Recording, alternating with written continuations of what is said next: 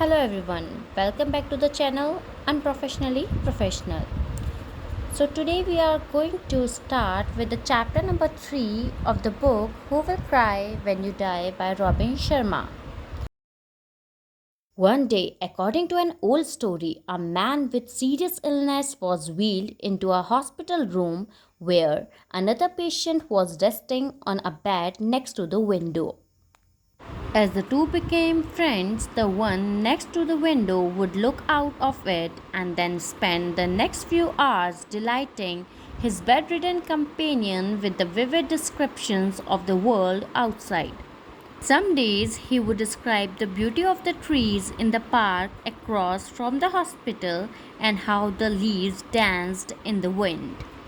On other days, he would entertain his friend with step by step replays of the things people were doing as they walked by the hospital. However, as the time went on, the bedridden man grew frustrated at his inability to observe the wonders his friend described.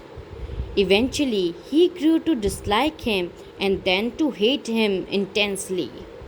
One night, during a particularly bad coughing fit, the patient next to the window stopped breathing.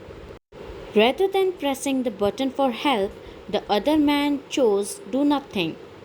The next morning, the patient who had given his friend so much happiness by recounting the sights outside the window was pronounced dead and wheeled out of the hospital room. The other man quickly asked that his bed be placed next to the window, a request that was complied with the attending nurse. But as he looked out the window, he discovered something that made him shake. The window faced a stark brick wall.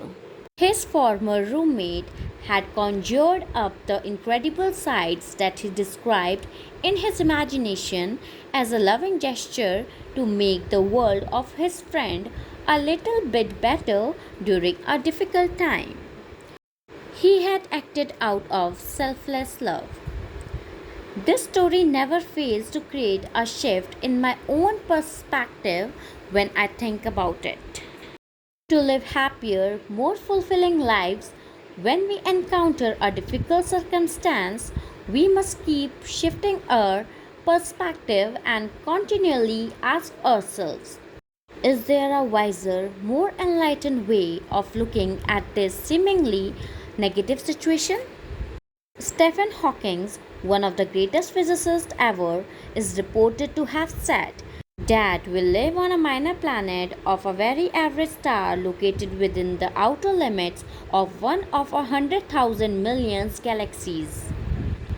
How's that for a shift of perspective?